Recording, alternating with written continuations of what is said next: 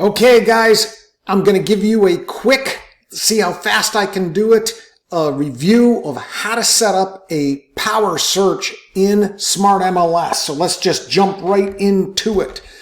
You go into your SmartMLS dashboard, fire up Matrix, and this is going to be for a buyer. Don't forget that you need to educate the buyers as to whether Realtor.com or Zillow, that about 50% of the houses at this point in time are really not even available. You got to show them how to adjust those settings in Zillow and Realtor.com so that they're only seeing active listings. So in here, generally you could go and put your contact in first. If I want to just go and drop a contact in, the way I do it is I'll typically go and say, okay, John Doe, and you got to drop a address in here, gmail.com. You don't have to fill all this stuff out. It doesn't hurt to have notes in here, but that should be in your CRM, not necessarily right in here. Take off reverse prospecting, and you can put them in as a buyer or seller, and we're talking about a buyer at this point. So really, that's all you need. If there's two addresses, and let's say that it's John and Jane,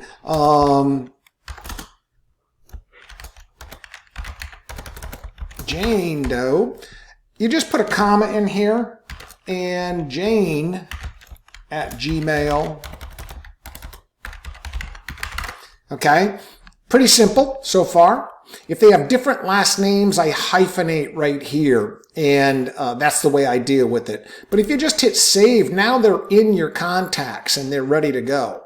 So what'll end up happening is that let's just go in here and build a search.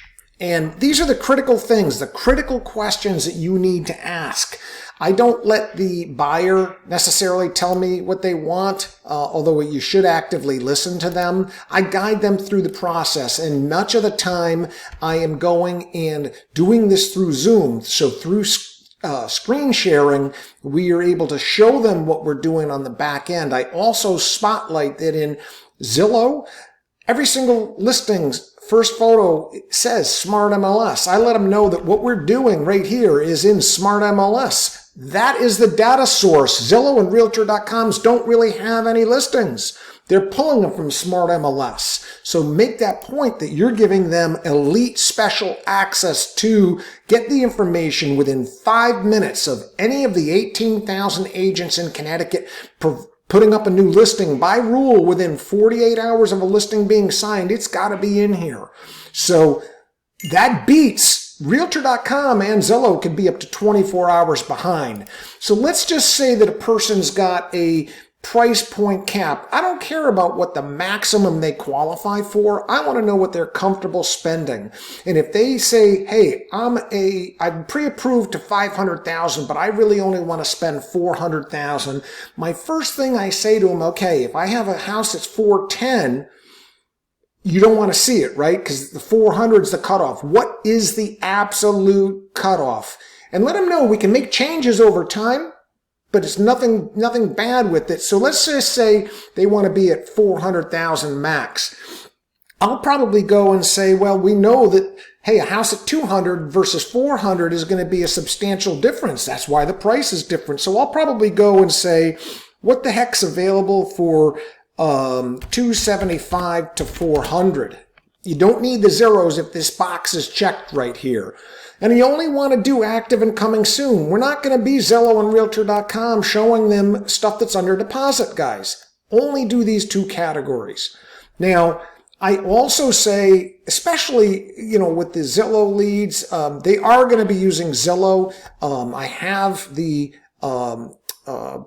tips on how to adjust the Zillow settings. But in here, if they're not 55 and older, and if they don't want a seasonal property, say not right there. Another good filter is if they're not an investor willing to wait 4 to 6 months, they really have no business looking at short sales. If the short sales, block those. Okay? Ask them, hey, do they have any house style that they absolutely hate? because we have the ability to filter them out. Some people will say to me, I've had more than one person say to me, Greg, I'll buy anything except for a raised ranch. Okay, good. You're not going to see any raised ranches if I do that. And if I go and just hit the shift button again, sorry, not the shift, the control button, that'll uncheck that. So sometimes you get stuck and you wonder, it's just control to deselect that. So my thought process migrates into what's the minimum bedroom count? And do they need an office? So if they say, hey, I only need 2 bedrooms, but I want an office, I'll say, okay, guess what? We'll do 3+. That'll show 3, 4, 5 bedrooms, anything that has 3 bedrooms or more. When it comes to bathroom count, I will go and say, hey, listen, can you live with something that has 1 bedroom? Oh, no, it's got to have 2 bathrooms. Sorry, bedrooms versus bathrooms. If it has to have 2 baths, I always question the buyer and say, are you willing to go in? What if the house had, we should always say to them, 8 out of 10 boxes is what you should expect that you're going to get. So on bathrooms, if they say, do you have to have 2 full? Because there's a lot of houses might be 1.5 baths, and if it's 1.5 baths, you would not buy it. Is that correct? Well, no, about 75% of people say, well, no, I'd consider it 1.5, but I absolutely have to have a guest bath. Okay, so total bathrooms here, if you put 1.5 in SmartMLS, it's 1 full 5 halves. No houses have 5 halves, guy. So go and make it 1.1+. That'll show you all the houses that have 1.5 baths. The next thing is square feet above grade. All right, the average raised ranch around here, although we're blocking raised ranches for this buyer, but I'll just throw it out there. The average raised ranch is 1,000 to 1,200 square feet on the first floor. We don't typically count basement square footage when we're having the conversation of how big of a home do you want. When you talk about how big of a home you want, think of it as do they want, 800 or 1,000 square foot absolute minimum. If they had another 400 to 500 square feet in the basement, they'll get that. So establish above grade minimum. Leave the man cave and that finished basement out of that conversation. If they don't know, I sometimes will look up, if they don't even know what is square footage, I'll look up what are they living in? What's the apartment size? So let's say they want 1,000 square foot minimum. If it's 990, it's not going to show up. So constantly hammer that point home. We're trying to cast the biggest net possible. And then talk about garages. Oh, I want a 2-car garage. So if it had no garage in a great location at the right price with the 2 full baths, you're not going to buy it. Well, okay, I want minimum of 1 and 1, so 1+. I don't get into fireplaces. I don't get into master first floor because we have an abundance of agents that are listing agents that just do not know how to do data entry. So I'll manually screen that stuff a lot. Year built, 1950, right around that point in time is when the construction changed. We went from stone and mortar foundations to regular concrete foundations. We also went from balloon framing, which is where the wall goes from the foundation to the roof, and then the floors are built on the inside. Those exterior walls are fire hazards, energy losers, because most of them don't have any insulation unless it was been added over the years. So ask a person, what's the maximum age you would like? And let's just say a person says, hey, I want a modern house. I want something that's 10, 20 years old. Okay, we can do that absolutely, but try to stretch them to get the maximum. But if they don't want antique, if they don't want to have logs in the basement, when you look up for floor joists, do yourself a favor. Do 1900 and up. Or if you want modern foundations and everything, at least 1940 plus. Go there. Also, home and condo. We could be doing condo only. Condos are a whole nother topic that we can expand on because condos, if they're using financing, not every mortgage type works for every condo. So we'll talk about that in a different series. different video. So single family homes is this family's focus. So in the mapping tool, okay, we can do a couple different things. Let's say that a person says, hey, I work in at Electric Boat, Eastern Point Road, Electric Boat, Groton. I don't think that that's going to show up properly. Let's just see. Eastern, it did. It pulled the address. It found it. So let's say they want to be within 30 minutes. Okay. I use this as a tool because this gives me the approximate drive time for 30 minutes. Now that's doing the speed limit. I don't drive the speed limit all the time. So a lot of times I'll go and just freehand draw around it to just get a slightly larger area. Okay. And then just delete that drive time, the index drive time. Now, inside of this area, that gives me that radius. Or we could be into a situation where they say, hey, I want 30 minutes, but guess what? I don't want the two high tax towns that have, we don't get into the discussion about the schools. We can talk a little bit about it and say, listen, you need to do your own research. But I'll throw out that, hey, New London and Norwich both have high taxes, and they do get a rap for the lower ranked schools. But you've got to do your own research as a buyer. So let's say a person says Norwich, and I'll do anything within 30 or 40 minutes. Let's just say 30 minutes of EB, Norwich and New London. I don't want those two. So we can exclude those two towns, but have the map search driving it. So it's just skipping these two areas.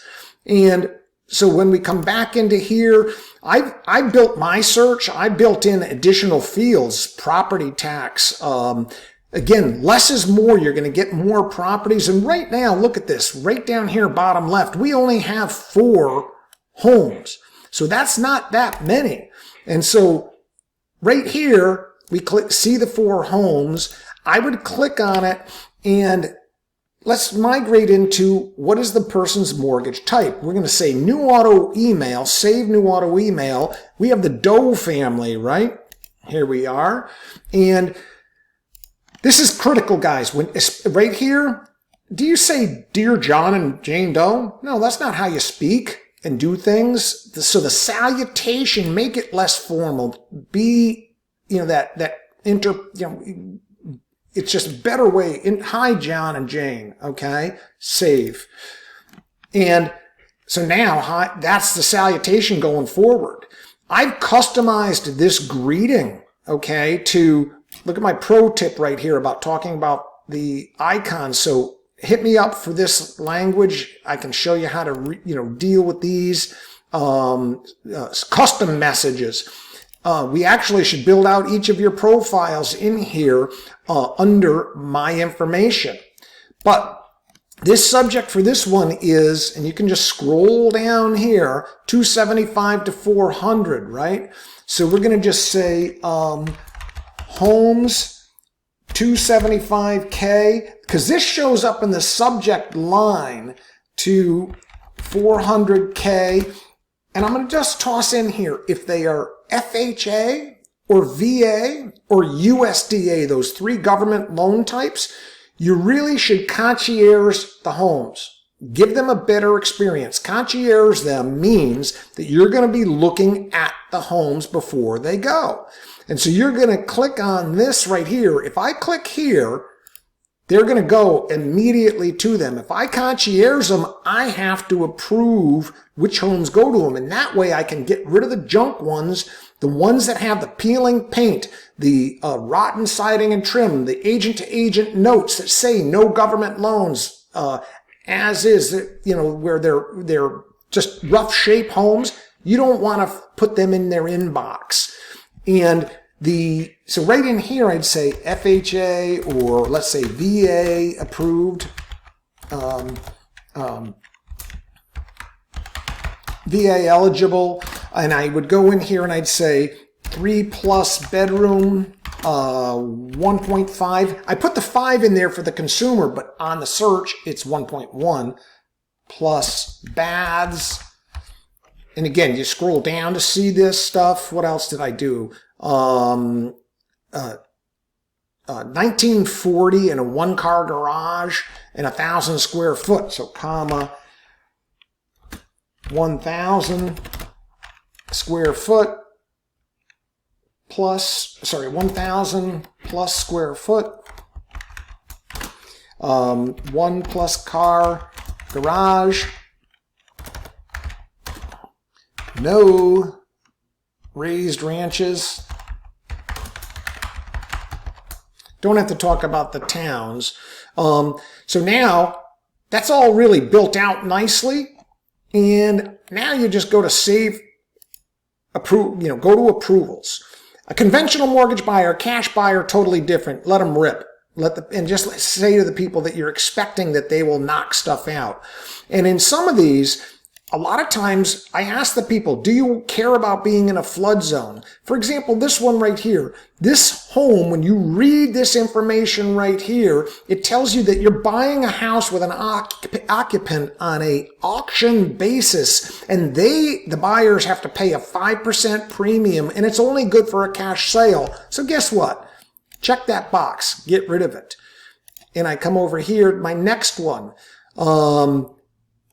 I look real quick down here at the agent comments. Well, geez, if this said that offers due tonight and it's 2:07 as I record this, guess what? This one could be out, because if the offers are due, that happens a lot on Mondays and Sundays and Mondays, and it's just too late. You're never going to get them in there.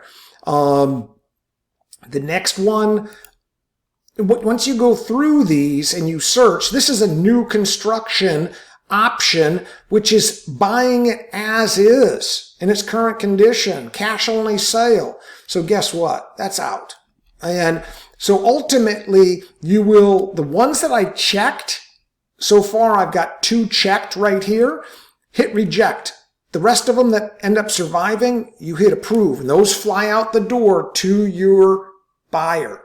And I have it set so that it ends up going and sending me a carbon copy. So I do see them. So that, I hope, helps you with setting up your auto emails, and hit me up with questions on this, okay? That's it for now. Bye.